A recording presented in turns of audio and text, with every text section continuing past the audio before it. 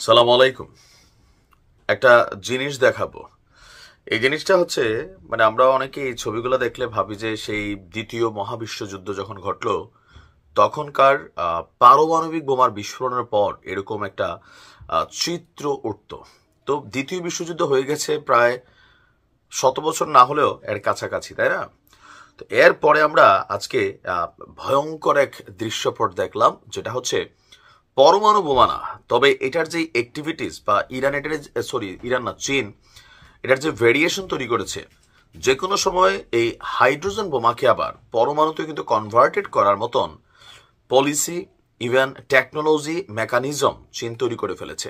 আর এটা দিয়া বিশ্বরে, বিশেষ করে আমেরিকার একটা বার্তা দেওয়া হয়েছে যে দেখো আমরা কি জিনিস বানাইছি। জিনিসটা হালহাল, কিন্তু ইফেক্টটা হারামের চেয়েও বেশি। বুঝাইতে পারি না। আসেন, তাইওয়ান এবং যুক্তরাষ্ট্রকে ঘিরে একটা উত্তেজনা চলছে, কারণ যুক্তরাষ্ট্র তাইওয়ানকে আপনার আলাদাভাবে একটা রাষ্ট্র গঠন করার জন্য কিন্তু যথেষ্ট কি বলা হয় যে ইন্ধন যোগাচ্ছে। আর ঠিক এর মাঝখানেই আজকে চীন হাইড্রোজেন ভিত্তিক ক্লিন এনার্জি নামক একটা বোমার পরীক্ষা চালিয়েছে। এটি মূলত ম্যাগনেসিয়াম হাইড্রাইড দ্বারা তৈরি একটি পদার্থ বা কি বলা যায় বোমা। এই পরীক্ষা পরিচালনা করেছে চীনের সামরিক বাহিনী, পিপলস লিবারেশন আর্মি, এবং এর পেছনে কাজ করেছে চীনের রাষ্ট্রীয় সংস্থা আপনার চায়না স্টেট শিপবোর্ডিং কর্পোরেশনের 705 নম্বর গবেষণা ইনস্টিটিউট।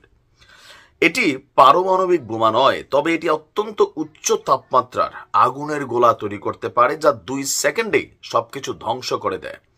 ফলে খোলা জায়গায় দাঁড়িয়ে থাকা সেনাদের দমন, রাস্তাঘাট বা সেতু, কালভার্ট, ব্রিজ ধ্বংস, কিংবা একটি নির্দিষ্ট লক্ষ্যবস্তুতে সার্জিক্যাল হামলার জন্য এটি কার্যকর হতে পারে। বোমাটি একবার বিস্ফোরিত হলে এটি নিজেই একটি চক্রাকারে হাইড্রোজেন গ্যাস উৎপন্ন করে আগুন বাড়াতে থাকে, যার ফলে বিস্ফোরণের মাত্রা এবং প্রভাব একাধিক ধাপে বাড়তেই থাকে। চীনের গবেষকরা বলছেন এই বোমার তীব্রতা এতটাই বেশি যা অ্যালুমিনিয়ামের মতন যে ধাতব পদার্থগুলো আছে এগুলোকেও গলিয়ে পানির আকারে কনভার্ট করতে পারে।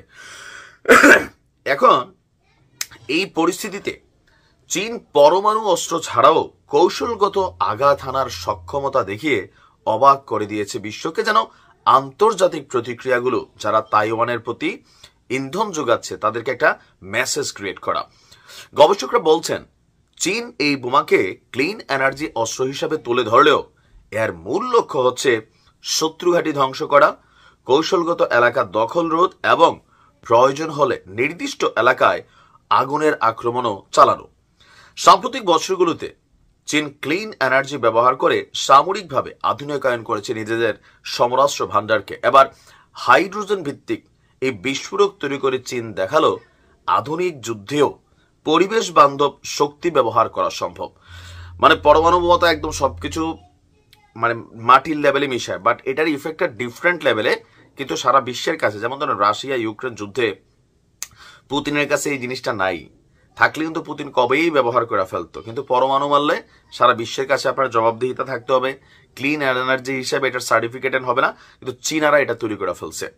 চীনের সেনাবাহিনীর জন্য ম্যাগনেসিয়াম হাইড্রাইডের বাণিজ্যিক উৎপাদনও শুরু হয়েছে, যা আগে কেবল ল্যাবেই তৈরি হতো। এই বছর আপনার এখন 150 টন পর্যন্ত আপনার এই পদার্থটাকে উৎপাদন করার দাবি করেছে চীন।